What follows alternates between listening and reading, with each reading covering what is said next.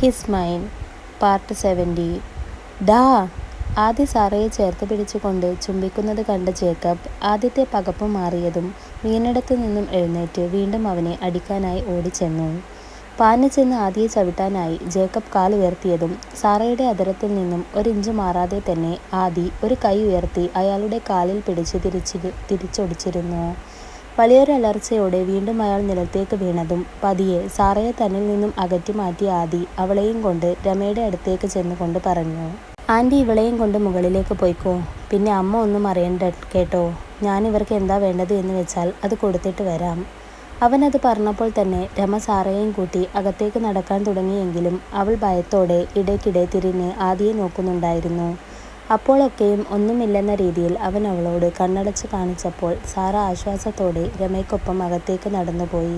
അവർ stair കയറി മുകളിലെത്തി എന്ന് കണ്ടപ്പോൾ ഇട്ടിരിക്കുന്ന ഷർട്ട് പിടിച്ച് മുകളിലേക്ക് കയറ്റി വെച്ചുകൊണ്ട് ആദ്യ സിറ്റൗട്ടിലെ ചെയറിലിരിക്കുന്ന ജിത്തുവിനെയും അവൻ്റെ അരികിൽ നിൽക്കുന്ന രഘുവിനെയും ഒന്ന് തറപ്പിച്ച് നോക്കിക്കൊണ്ട് മുറ്റത്ത് നിൽക്കുന്ന മഞ്ജുവിൻ്റെയും ജേക്കബിൻ്റെയും അടുത്തേക്ക് നടന്നു ചെന്നു.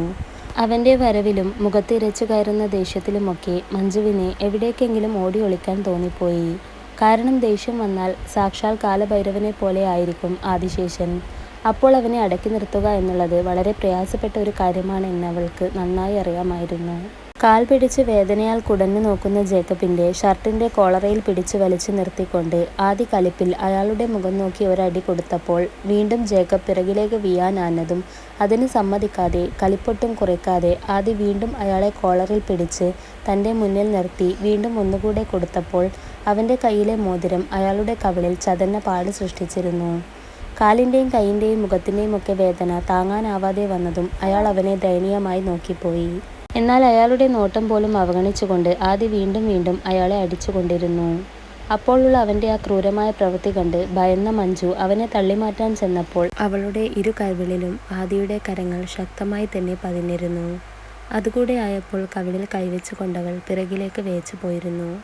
പന്ന കഴിവേറി മക്കളെ, ഇപ്പോൾ വന്നത് വന്നു. ഇനി മേലാൽ നിങ്ങളുടെ രണ്ടുപേരുടെയും നിഴൽ പോലും ഇവിടെ പതിഞ്ഞാൽ, ഏഞ്ചലിന് നേരെ ഒരു ചെറുവിരൽ പോലും നിങ്ങൾ അനക്കിയെന്ന് ഞാൻ അറിഞ്ഞാൽ പച്ചയ്ക്ക് കത്തിച്ച് കളയും രണ്ടിനെയും ഞാൻ. കേട്ടല്ലോ? ആദിശേഷനാണ് പറയുന്നത്. എനിക്കൊരു വാക്കേ ഉള്ളൂ.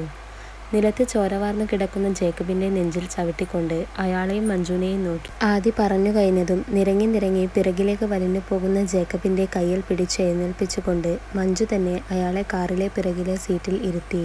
ഒന്ന് നിന്നേ. ആദിയെ നോക്കാതെ പേടിയോടെ അവൾ ഡ്രൈവിംഗ് സീറ്റിൽ കയറാൻ നോക്കവേ അവൻ വിളിച്ചപ്പോൾ മഞ്ജു വിറച്ചുകൊണ്ട് അവനെ നോക്കി. അപ്പോൾ അവളെ ഒന്ന് നോക്കിക്കൊണ്ട് ആദി അവൾക്കരികിലേക്ക് ഓരോ അടിയും വെച്ച് നടന്നു വരുന്നത് ഭയത്തോടെയായിരുന്നു അവൾ നോക്കിക്കണ്ടത്. നിന്നോട് പണ്ട് മുതലേ ഞാൻ പറഞ്ഞതാണ്, ഫ്രണ്ട് എന്നതിലുപരി വേറൊന്നും ഒരു തരത്തിലുള്ള ബന്ധവും എന്നോടുണ്ടാക്കാൻ വരരുത് എന്ന്.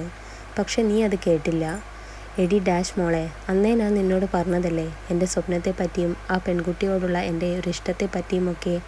ആ പെണ്ണ് വേറെ ആരുമല്ല, എൻ്റെ ഏഞ്ചലാണ്. ആദിയുടെ വാക്കുകൾ കേട്ടപ്പോൾ തൻ്റെ തലയിലാരോ കൂടം കൊണ്ട് അടിച്ചതുപോലെ മഞ്ജുവിന് തോന്നി. ഒരിക്കൽ പോലും ആ പെണ്ണ് സാറ ആയിരിക്കുമെന്ന് മഞ്ജു കരുതിയിരുന്നില്ല. ഇനി ഇത് ഇപ്പോൾ നിന്നോട് പറഞ്ഞത് എന്താന്ന് വെച്ചാൽ, ഇനി മേലാൽ ഞങ്ങളുടെ ജീവിതത്തിൽ ഒരു വിലങ്ങ് തടിയായി നീ വരാൻ പാടില്ല. നിന്റെ അച്ഛനെ വിളിച്ച് ഞാൻ കാര്യങ്ങളൊക്കെയും പറഞ്ഞിട്ടുണ്ട്.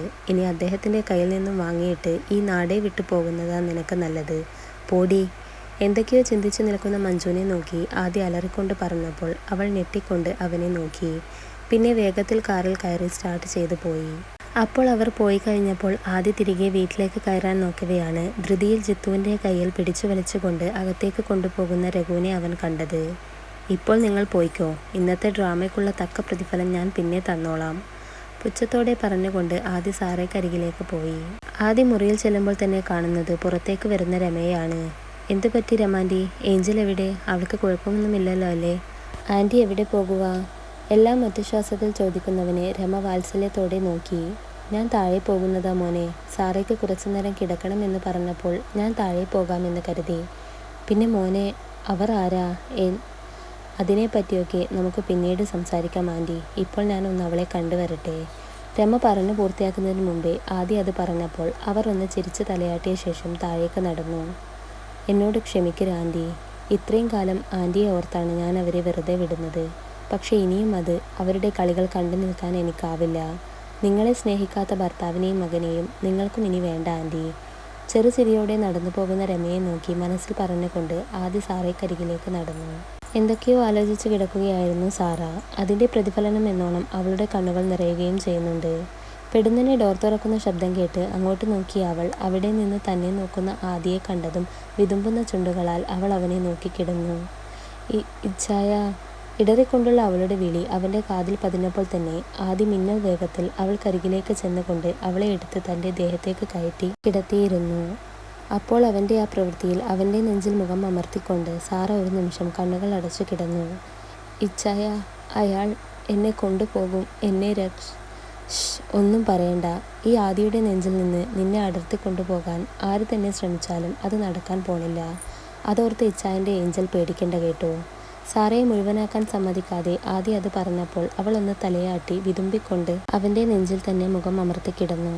പിന്നെ കുറച്ചു നേരത്തേക്ക് ഇരുവരും നിശബ്ദമായിരുന്നു. പരസ്പരം ഒന്നും പറയാതെ മൗനങ്ങളാൽ ഹൃദയമിടിപ്പുകൾ കൈമാറിയ നിമിഷം. പതിയെ തന്നോട് ചേർന്ന് കിടക്കുന്നവളുടെ ശ്വാസനിശ്വാസം നേരെയാകുന്നത് അറിഞ്ഞ ആദിക്ക് അവൾ ഉറങ്ങിയെന്ന് മനസ്സിലായി. പക്ഷേ എന്നിട്ടും അവൻ അവളെ തന്നിൽ നിന്നും മാറ്റിക്കിടത്താൻ നിന്നില്ല. ഇതേസമയം ജിത്തുവും രഘുവും പല പദ്ധതികളും ആസൂത്രണം ചെയ്യുകയായിരുന്നു. അപ്പോൾ അച്ഛാ, എല്ലാം പറഞ്ഞ പോലെ പ്ലാൻ ചെയ്തതുപോലെ നടക്കണം കേട്ടല്ലോ. നാളെ ഓഫീസിൽ പോയ അവൻ ജീവനോടെ തിരിച്ചു വരാൻ പാടില്ല, ജിത്തു മുരണ്ടുകൊണ്ട് പറഞ്ഞു. അതൊക്കെ ഞാൻ ശരിയാക്കിക്കോളാടാ. ഇനി അവനെ ജീവിക്കാൻ അനുവദിക്കില്ല, ഞാൻ കൊന്നിരിക്കും. രഘു അതും പറഞ്ഞുകൊണ്ട് വേറെ ആരെയോ ഫോണെടുത്ത് വിളിച്ച് എന്തോ നിർദ്ദേശം കൊടുത്ത ശേഷം കോൾ കട്ട് ചെയ്തു. ഇന്നൊരു ദിവസം അവൻ അവൾക്കൊപ്പം ആനന്ദിച്ചോട്ടെ. നാളെ കഴിഞ്ഞാൽ അവൾ എൻ്റെ ഈ നെഞ്ചിലായിരിക്കും. കൗശലം നിറഞ്ഞ ചിരിയോടെ ജിത്തു പറഞ്ഞപ്പോൾ രഘു ഒന്ന് ആർത്ത് ചിരിച്ചു. രണ്ടുപേരും നാളത്തെ ദിവസത്തിന് വേണ്ടി കാത്തിരുന്നു ആദിയെ ഇല്ലാതാക്കാൻ. എന്നാൽ ഇതേ സമയം അത്യാവശ്യം വേണ്ടുന്ന ഡ്രസ്സൊക്കെ എടുത്ത ശേഷം ദേവിയോടും രമയോടും യാത്ര പറഞ്ഞുകൊണ്ട് ഉറങ്ങിക്കിടക്കുന്ന സാറയെ കയ്യിലെടുത്ത് കാറിലേക്ക് കയറ്റിയിരുത്തുകയായിരുന്നു ആദി. മുറിയിൽ പല ചർച്ചകളിലുമായി നിന്നിരുന്ന ജിത്തുവും രഘുവും അവർ പോണത് അറിഞ്ഞതുമില്ല. അങ്ങനെ അധികം വൈകാതെ തന്നെ ആദിയുടെ കാർ നീലേശ്വരം കടന്നുപോയി, കൂടെ അവൻ്റെ പ്രാണനും.